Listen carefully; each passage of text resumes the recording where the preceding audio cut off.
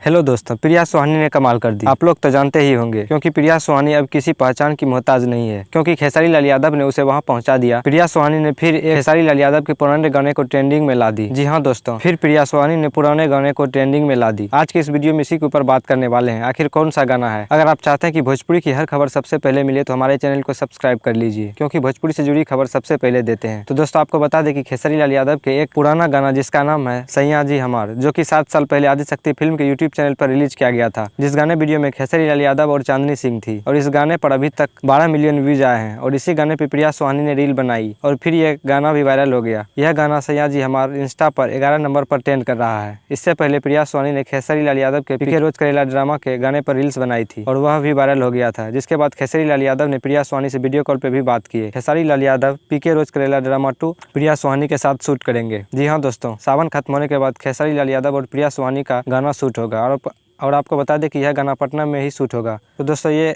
था प्रिया सुहानी और खेसारी लाल यादव के वायरल गाने का अपडेट। अगर वीडियो अच्छी लगी हो तो वीडियो को लाइक और चैनल को सब्सक्राइब कर लीजिए। मिलते हैं अगले वीडियो में, तब तक के लिए धन्यवाद।